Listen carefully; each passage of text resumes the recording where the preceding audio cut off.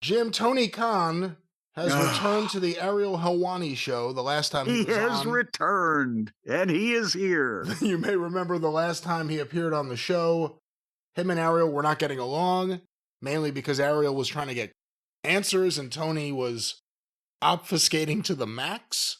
Tony, what's your favorite color? Well, I'd really rather talk about the pay-per-view this Saturday night. Yeah, exactly. He deflected everything. Well, he returned, and tons of listeners have been sending over various sections of this, so we're going to try to get to some of these quotes and some of these comments that everyone wants to get your thoughts on.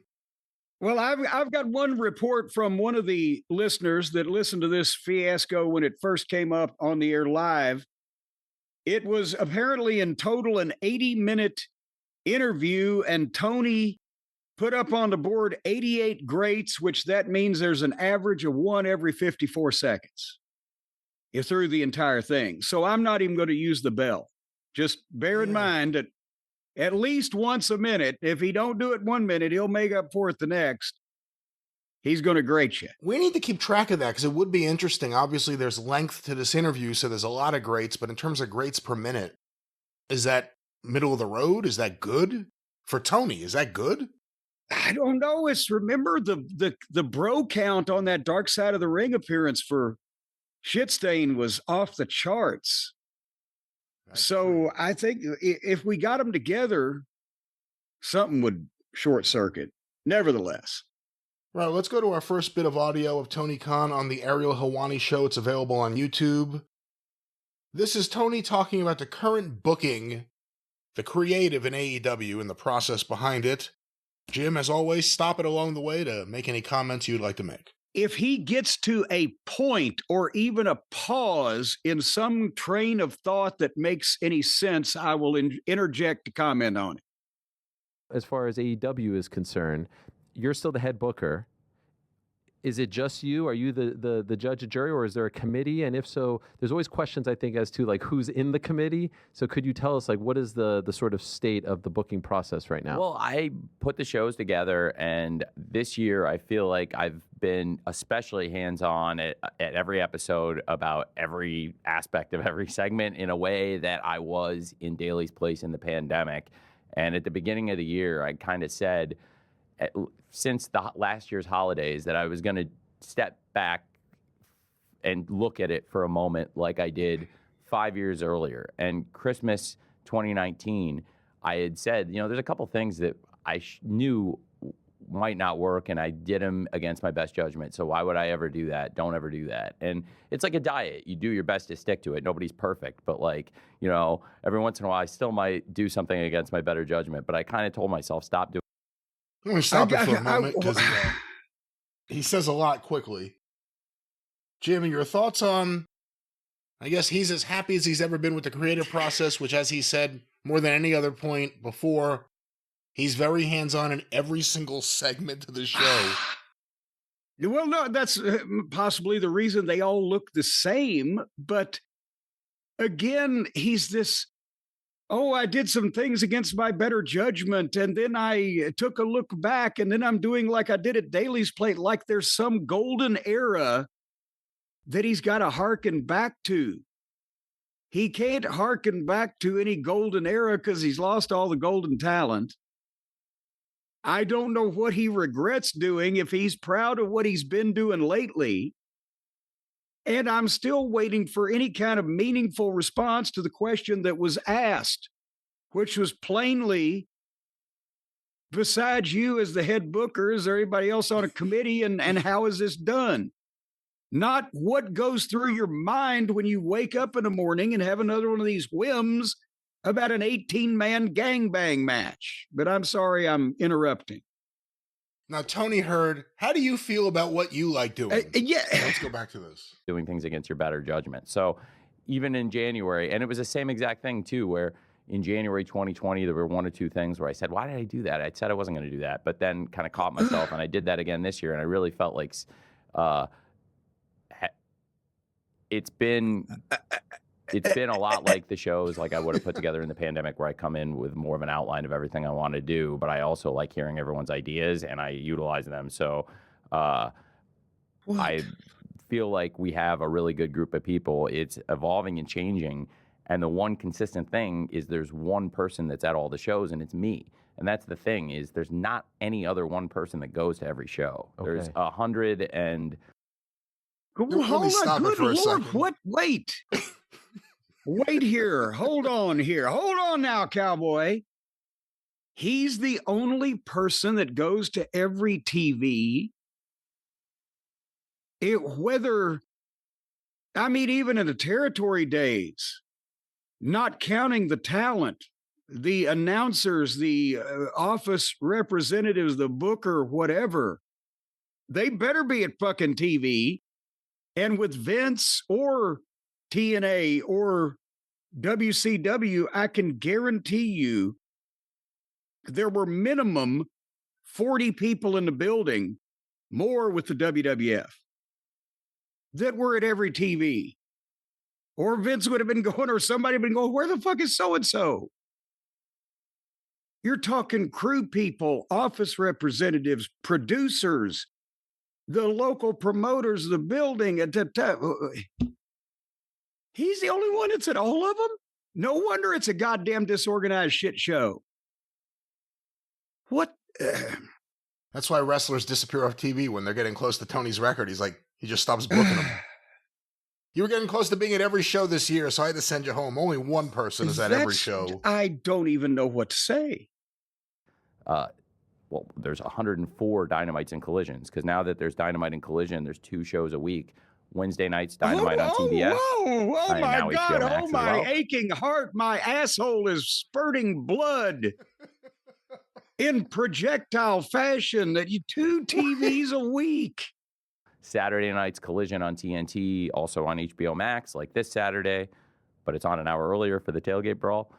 Well, the only person that goes to all those TVs and the pay-per-views is me. There's not one other person. There's a lot of great people that help out, people that work in different departments, wrestling, creative, and they could be coaches. It could be senior figures. I have great people who could contribute ideas, like everybody from Bryan Danielson, who's an all-time legend in wrestling, but also has some great ideas, and different people on the staff. And it's a great group of women and men, but among all of them, the only person that goes to every TV is me. So, Jesus Christ. Let me stop it there.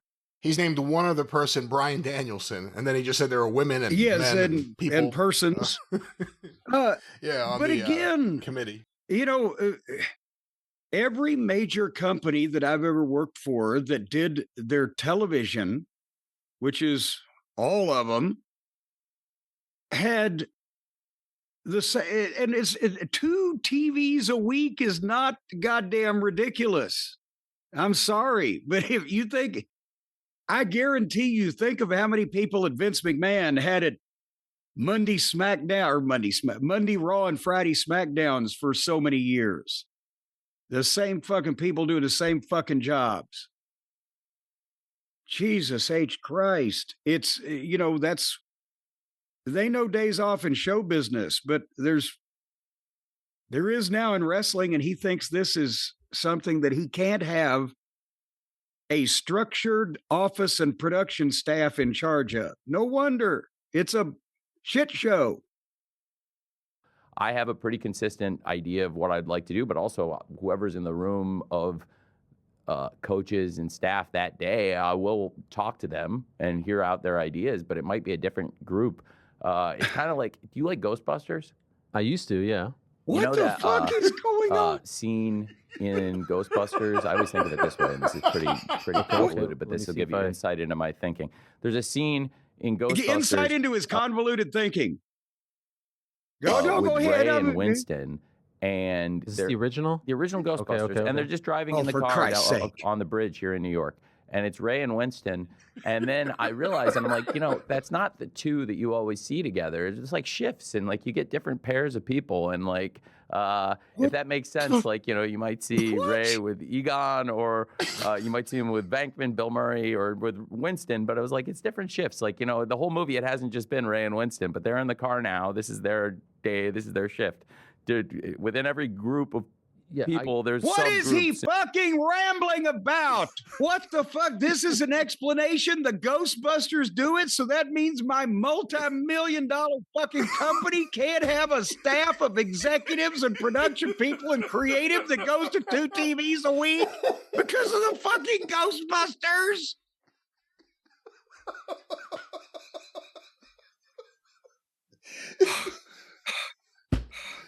All right. Well, he's explaining why different people work with other people. I had Brian Hildebrand dragging his poor scrawny ass to 4 shows a week, and he didn't fucking talk about the Ghostbusters.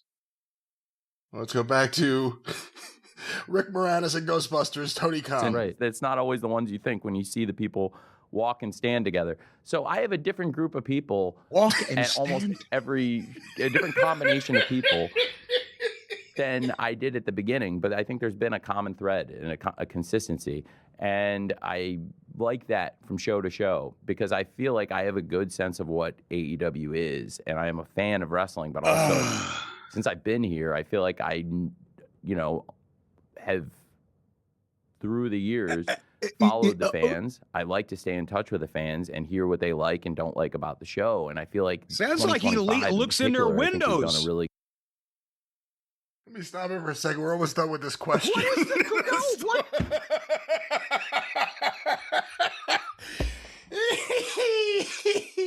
The question is about the booking process, the creative team, the committee, how it works, who's on it, who participates. We found out that there's only one person who's there all the time, and it's him. He said that a few times. He's pretty much taking the blame. So, yeah. Really good job of listening to the fans and putting on a really good show, and I would say that start to finish so far, we're in November. I think as far as doing the TV every week and the pay-per-views, this is my favorite year of shows, personally. Okay. And everybody, it's cool thing about wrestling is it's all opinions. But for me, as far as how many great matches and how consistent everything's been and how happy I've been coming out of the events, it's my favorite year yet. He's made himself happy with all these shows. And in all seriousness, we're laughing, and it is laughable. But yes, it's natural to want to listen to because he said, I listen to the fans. He listens to the fans that tell him that the shows he does are great. Literally. And that's a more dwindling number, and it's a certain niche audience to begin with that all these other kids have lived in that bubble. But while it's a natural thing to listen to the people who say everything you're doing is great, you might want to listen every once in a while to some constructive criticism, not to people who are going, fuck you and fuck your other guy and fuck your fucking dog. But seriously, here's some shit that's wrong. But he seems to tune all that out, whether it's us on a show or other people on the news sites or whatever that criticize, and rightfully so, and provide documentation and examples of same. He never addresses that. And at some point, at Ring of Honor, I had to go out a couple of times and say, yes, we know our technical efforts let you down during the Sinclair era and the Go Fight Live, fiascos. You got to do that along with, hey, we had a great show. But nevertheless. Well, Jim, here's Tony's thoughts on his current booking run. I thought that was just his, oh, God damn it.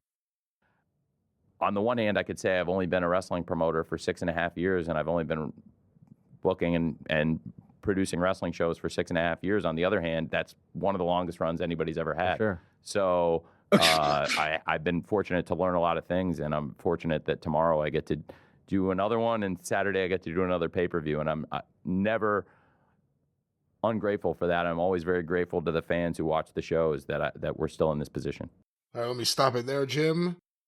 He's been at it almost as long as anyone. Well, again, really makes you question how time works. Well, as far as he has some point in there, as far as a booker booking for 6.5 years straight, he's nearing a record.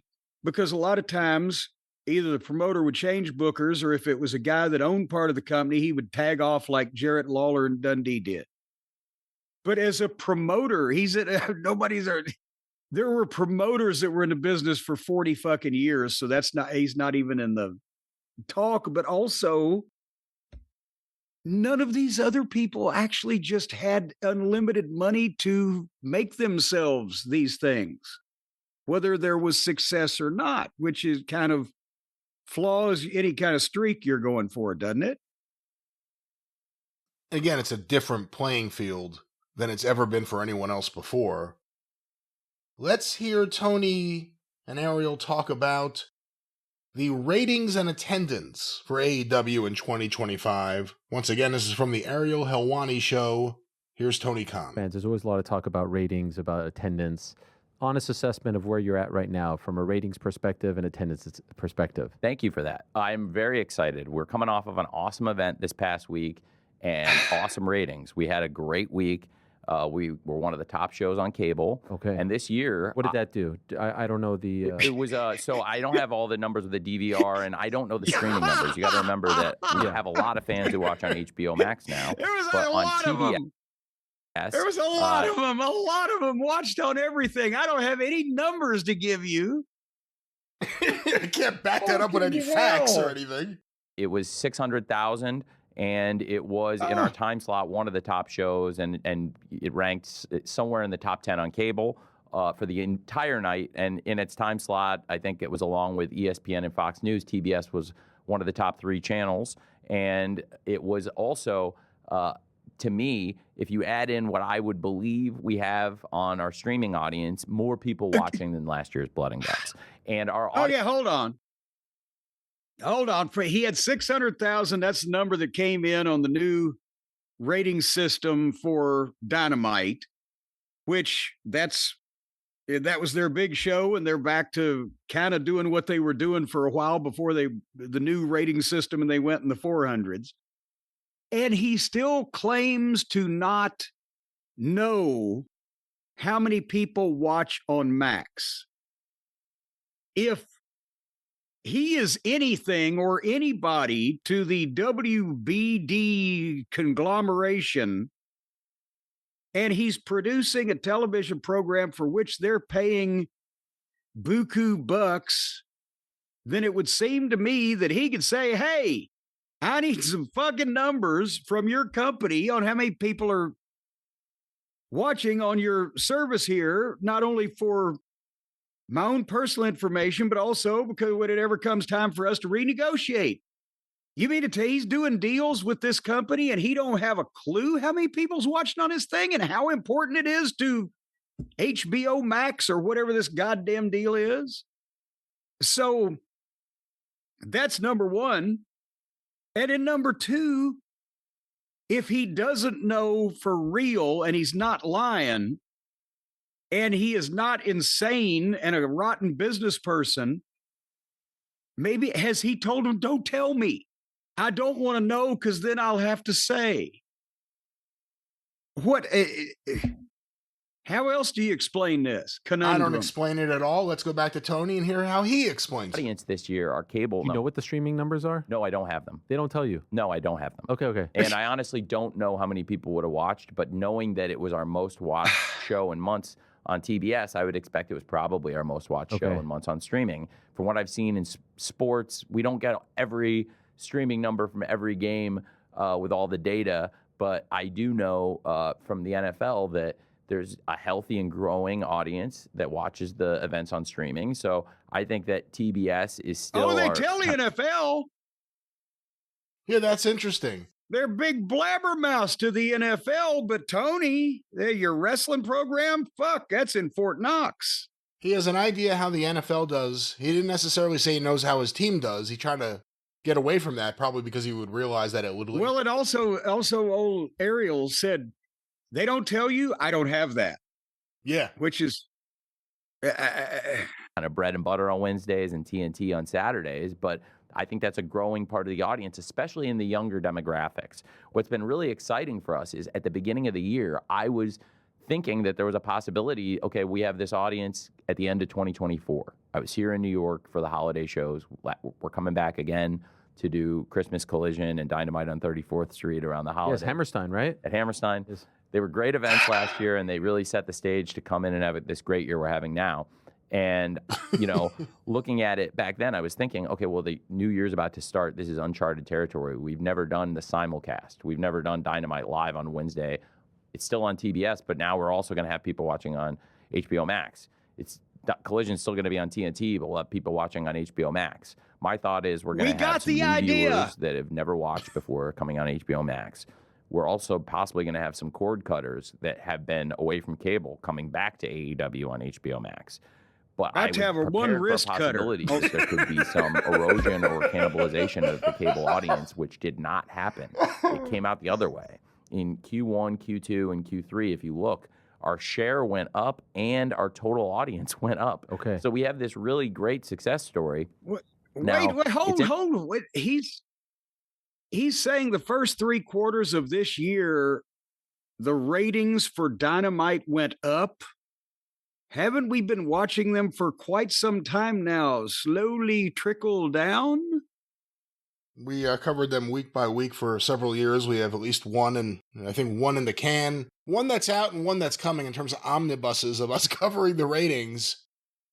This was a down year, not an impressive year. He's saying everything was up. Previously, I heard him make a comment like that, but he had a qualifier. It was like, if you look at, quarter hour versus quarter hour, it's up. Well, it would also not Dynamite, but Collision on Saturday nights is in the 200,000s. We used to make fun of it when Punk left, and it dropped into the 4s and 5s. So it's now in the 2s, which is lower than 4s and 5s. Well, the other thing important to mention here, too, is that this is now 6 years or so of this is my favorite year. Everything's great. I think we're on a great run of shows. We've been hearing the same things over and over and over again. This isn't like a new concept. But he just keeps saying the same thing.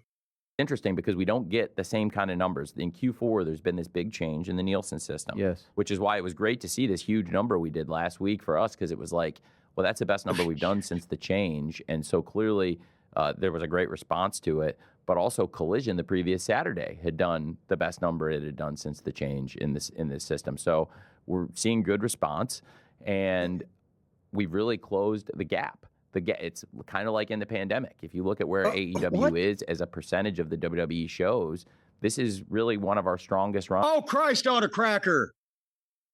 He's closing a gap with the WWE. Jesus Christ. Watch out, Nick Khan. I don't even have anything to say. It's a robust gap. Let's go back to Tony. Runs. And if you look at where WWE is, say the audience of Dynamite compared to SmackDown, for example, or Raw, this is a great time for us. And you would say that along with some of the peak times in AEW, this is right there as 2025 right now, what's happening, that the AEW audience as a percentage of the competition is about as good as it's ever been. And with the streaming audience, like I said at the start of the year, I wasn't sure if the cable audience. Could that be true? As good as it's ever been? Like early on when Dave Meltzer was even pitching the idea that they could surpass Raw, they weren't closer, and they had bigger attendance figures on a regular basis. They weren't closer to closing the gap then than now?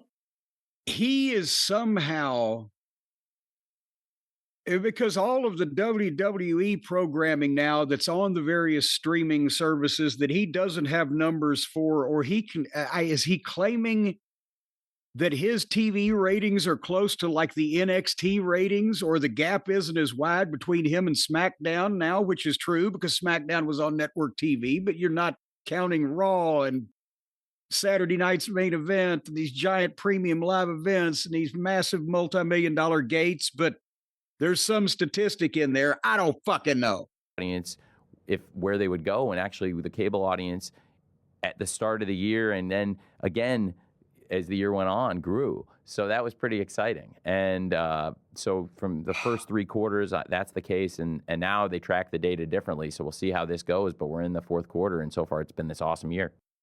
Jim, those were Tony's thoughts about ratings and attendance. They had a good attendance for AEW in Greensboro for the War Games. 40, no, for the Blood and Guts. Blood and Guts. I mean, I was 40-something hundred people, I heard. And it looked good, but, noticeably they went to smaller buildings because they had to. And you can't say attendance is up. That would be ridiculous. But Tony seems to say that the ratings and the attendance are up despite what we hear or see. And somehow he's got a statistic that can prove that there's more 18 to 34 lesbian nuns. So that makes the win. Jim, one of the big things that a lot of listeners were sending over from the Ariel Helwani interview with Tony Khan were the comments about CM Punk's departure, playing the Jack Perry footage on TV. You may remember the Jack Perry footage was played as a response, it seemed, to CM Punk's interview with Ariel Helwani. Yes. Funny how he's always in the middle of things, a shit disturber. Well, he gave his tale of what happened with him and Jack Perry at Wembley Stadium. And then all of a sudden they released this backstage footage, which appeared to back up everything Punk said, kind of. Almost to be synced to it. And then Tony Khan said he was in fear of his life. But let's hear what Tony Khan says now about everything with CM Punk. I'd be remiss if I don't ask you about the CM Punk story. Do you have any regrets about how that was all handled? Obviously, he came on the show, there was that big interview, and then you guys played that footage. Looking back, are you at peace with how it all played out, or do you wish things could have been done differently? Well, there were so many things. So like the playing the footage. Did you think that was the best move in response? Because it felt like that was in response to the interview. To your interview. That's what it felt like. It's interesting because I do think that I didn't necessarily agree with the description of how it all happened. So that was your way of showing no, this is our side. Not necessarily. And by the way, I really think you're a great interviewer, and I very much appreciate it because we've had a very, very good interview, and I think I've been very good to answer all the questions you have. so far. And now you've got me where I'm enjoying talking to you so much. You've really got me hooked in. So I want to answer your questions, even the challenge. Let me stop it for a moment. What in the world? He's explaining why he almost feels like answering the question about CM Punk and everything that happened, and so far he's defending the idea of playing that video, which seemed to immediately begin a downfall at AEW popularity across the board from what we saw. And that's publicly available. Which was noted by many people. They said, that's it, and Tony looked foolish for describing it as this chaotic scene when it was pretty much a locker room fucking scuffle. He also didn't answer the question. I mean, there's more here, but did you release that footage as a response to the interview he did with me? That's very interesting. I didn't agree with what he said. He just completely went in a different direction without answering. But let's go back to this. Challenging ones. And I didn't necessarily agree with everything that was said in that interview about how things happened, but also it's a TV show, and it did a very strong number. And if you look, it was... Are you talking about the video response from you guys? Yes. Okay. So for many reasons, I think that it made sense, and it was a thing that was advertised, and it got a lot of attention that did a very strong number, and also it's in the eye of the beholder. Was there anything he said that you want to now... It's in the eye of the beholder. It's in the eye of the beholder. And it killed your numbers, and it pissed off a lot of the fans. It's this bullshit was made a big deal of. It completely killed off any chance Jack Perry had once people saw that video. That video did AEW no good, even if it pulled a better number that night, because the numbers precipitously went down after that. Let's go back to Tony Khan and Tony Khan about CM Punk. Refute. I think the tape spoke for itself, and I think that I didn't agree with how it happened, and obviously it was a major part of why things were no longer able to continue with us, even though I would have liked to have been able to, and it's clear that I wanted to reconcile and do those things. And you wish that maybe like by him leaving and then showing up on WWE like 2 months later, that was a huge boost, right? I think really for us, we've had a great run for 6 years. And if you look at the time before Phil came to AEW, we were having a great run and we had some great times together. But we've been on a great run and we're having this great year right now with this roster. And I think this is the best roster and the best AEW locker room. And it feels like in and out of the ring, the combination of them, this is the best we've been. But I also there think was a that question. We had great times together, and it was clear when we started doing Collision, I wanted to reconcile and find a way to still do those things. And I guess that wasn't possible, but I didn't necessarily agree with everything. Did you learn any lessons? Because one of the things that he said in that interview was that, like, you know, and I hope you don't think this is coming from me. Sure. I'm paraphrasing that, like, you know, you don't stand up as a boss, you let people kind of like walk all over you. And so that felt like an indictment on you as the leader of the company, which is what you are. And so I'm wondering what your response would be to that. I don't agree with that, but I also think that everybody's entitled to their opinion, and that's feedback, and it's fair if that's how he feels. But I didn't agree with the description of the way things played out, and that's okay. And that's all in the eye of the beholder. Just like the whole situation, if you see the way it came out, it all was in the eye of the beholder, and that's okay. I think that's his new phrase. It's 3 the times eye now. of the beholder. The eye of the beholder. He's going to trademark that. AEW, eye of the beholder. He learns famous expressions. Besides that, it showed that he had lied. No one could be in fear of his life from what happened there. Or is it just because he decides that he was in fear of his life that made it so? And by the way, the only way it would work, too, is if he said, I was in fear for my life because I thought if he did attack me, all the wrestlers would run and leave and not help. Yeah. Like he was surrounded by wrestlers. They were everywhere. They were next to him. Let's go back to Tony Khan speaking to Ariel Helwani about CM Punk. He must say something at some point here. I think AEW is doing really well right now, and I'm really happy with what the people on the shows are doing. And it wasn't the first time that he and I disagreed about something, and it may not ever be the last, and that's okay.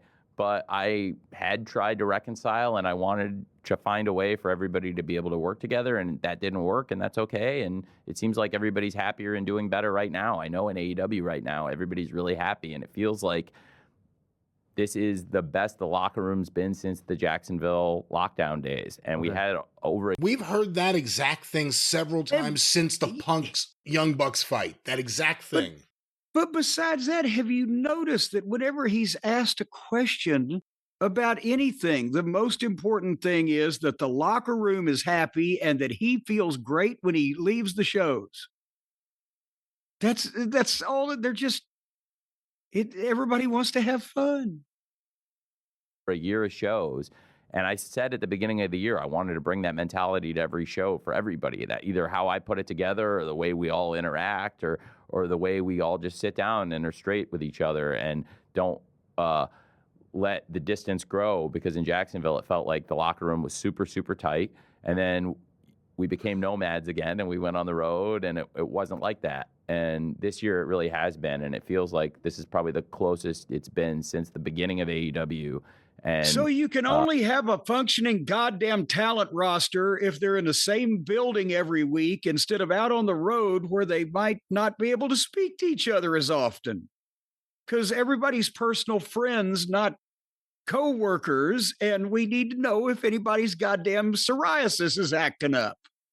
Can he just shut the fuck up or get to a point?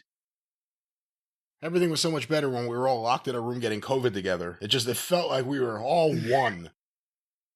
Jim, any final thoughts on his comments about CM Punk before we go to our final section here where you're saying? I didn't hear him make any, so that's my final comment. That they could, they've disagreed in the past, and he's sure they'll disagree in the future. I'll bet on that. I'll put some money on that too. He did everything he could for them to reconcile.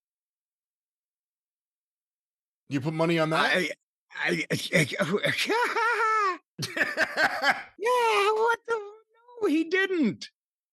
Be a boss, stand up, manage your locker room, manage your employees, kick out the fucking dead weight, not the biggest star, do any of those things. No, he didn't. He just avoided confrontation so nobody would yell at him and scare him.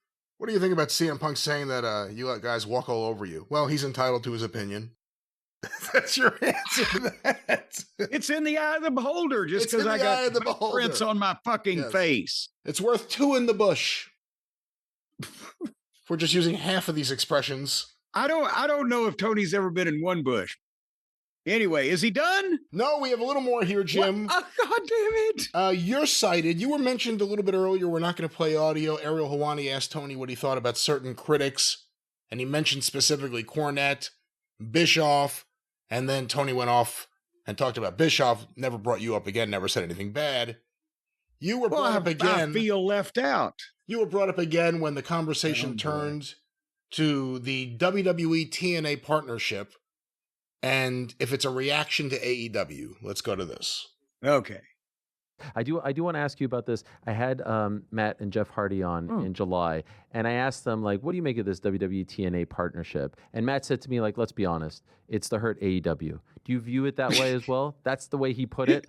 I really like Matt and Jeff a lot. I like Matt and Jeff a lot, and I loved working with them when they were in AEW, and I still love Matt and Jeff very much. If they and I don't think it was malicious. I don't think at all. And but do you think that that's the impetus? I respect that opinion a lot. I think you agree with it. I think it's probably true, and I respect that Matt said it. Honestly, yeah, that's really cool. And I think Matt's a great guy. I think Jeff's a great guy. What do you make of that? The fact that they're so tight now. It's interesting. I think it's a very interesting collaboration, but I think Matt hit the nail on the head that it makes sense, and AEW is a very strong challenger brand, and it's not that unusual. Like, you take it as a compliment, perhaps. Yeah, absolutely. Like, you know, I remember when WCW was starting to do better, and Smoky Mountain Wrestling was running shows in Georgia, that Vince McMahon called up Jim Cornette and sent a bunch of the WWF wrestlers to Smoky Mountain Wrestling to help history repeating itself, compete with WCW. So I do think, like, when you have a strong challenger brand, it's not that unusual. Hold on, time out. So Vince McMahon, so how did it work, Jim? You were sitting in Morristown one day and the phone rang and it was Vince McMahon and he said, WCW is getting stronger. I want to send you talent. Yes, that's exactly what happened. No, what happened was, and I'll try to make this brief because he can't, and this way we'll get finished with this. But Smoky Mountain got our television on Joe Pedicino's wrestling block on Channel 14 in Atlanta. Remember when he showed all the wrestling shows? And we, with Pedicino doing the TV and having the local connections, we ran the Marietta Cobb County Civic Center. Oh, goddamn, what was the furniture store guy? The Wolf Man at the furniture store, not the Vitamin Wolf Man from Smoky Mountain, but he was a sponsor. That's where I found New Jack and Mustafa. Because the old Sammy Kent's local North Georgia Wrestling, they got some sponsors for us. And we booked the show, but I told Vince, as well as everybody else in the office, that we were running Marietta because I wanted to get a couple of names. And he said, how many guys do you need? I said, oh, well, you know, whatever you can spare, get with Pat and see who's off that night. And to add a little extra oomph to it, he sent me, Luger lived there. We had the advance tickets on sale at the gyms that Luger and Sting owned at the time. And he sent me, Jeff Jarrett was supposed to be there. I think, did he end up, he was whatever the fuck. Point is, we had about 6 guys, Mike Rotunda, 6 WWE names. I had Kevin Sullivan there, plus our regular crew. We did the Armstrong family reunion because they were from Marietta. And we ended up doing about 1,000 people. And we made a little bit of money because of the sponsorships we had also on that show. Then we came back later on with a few more and lost it. But Vince basically paid for the guys to come. I didn't have to pay those 6 guys. So that wasn't like a let's stick it to fucking WCW. That's here, let me help you out and rub it in their face at the same time. And our Marietta crowd did draw better than at least one, if not more, of the WCW shows at the Omni. Well, that was going to be my point. It was 94. It's not like WCW were hot, so Vince McMahon was like, we got to do something to stop them. They weren't drawing anything in Georgia. No, he was just helping me out to fucking fuck with them because I could outdraw them. Not that he could outdraw. Here, I'll give you a couple of guys. You outdraw them with your little fucking dog and pony show. Well, a final few seconds about this from Tony Khan. Usual to see the WWF collaborate with another company. We saw that with Smoky Mountain there, and in Memphis, I think, did some of the same things to compete with WCW shows.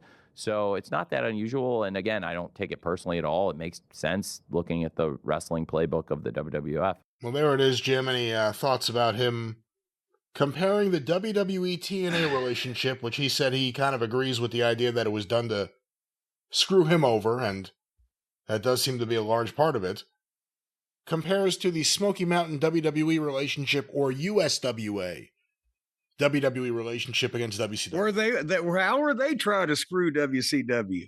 I don't fucking. The point is, we've talked about what the reason for the WWE and TNA relationship is. That is part of it, but not as far as, oh, goddamn, let's put on a better show than they do. It's to fucking get the pipeline of the future talent and to fucking block other TV opportunities and chessboard moves like that. And at the same time, it's also to protect them from the antitrust impending. Somebody sooner or later is going to say, what the fuck? They probably can't get them on an antitrust now because of Tony Khan. Like, oh yeah, anybody with $250 million to spend can open up a wrestling promotion. But there may be some advantage to the WWE additionally on the independent contractor thing if they're working with TNA and the guys can work more than one place and blah, blah, blah. We've talked about all this. So this is not a full frontal assault on the Omaha Beach to fucking put Tony out of business, but it's strategic moves to keep him in his place and prevent anybody else from doing anything. Well, there it is. Tony Khan on the Ariel Helwani show. Again, it's available on YouTube. Check it out. It goes a lot longer. Talks a lot about talent. Sure it does. Talks a lot about talent. It does not sound like Adam Cole is anywhere close to ever returning again. But any final thoughts on Tony Khan? I will say this. You just listening to the audio, not seeing the video. Yeah, he has what someone who does business with us referred to as high school hair. But in a lot of ways, he was more composed and together than usual. Well, I think he probably realized he flipped out on the guy the last time and they had a big whoop-de-doo because he wouldn't answer any questions. And Helwani came out and said, yeah, it was the most evasive interview or whatever I've ever had, or just dreck or whatever. So he probably took a deep breath, possibly some type of suppository tranquilizer or something, and tried to slow down a little bit, but he can't focus. He can't address topics, answer questions with any specificity or details. He's just all over the place about how happy he is and how happy he wants his employees to be. I know Vince was a fucking asshole, but I have never worked for a promoter that first and foremost, the most important thing about business was that the locker room was all happy with each other. There's never been one before in the history of wrestling or any other business that was their first concern. Maybe a flower shop over in fucking Hudson Bay. And by the way, that's a departure from, if you remember Tony's public comments before everything went down with Punk and Hangman Page, it was all about how, look at everything with Brett and Shawn. It's healthy for a locker room to have dissension. It produces great content. It's healthy. Well, goddamn, that's a markish look at it too, though. Vince always liked competition, but Shawn and Brett took it way too far. Mostly Shawn. Brett didn't put up with much of it. But just, how about shoot for something in the middle where everybody's fucking professional?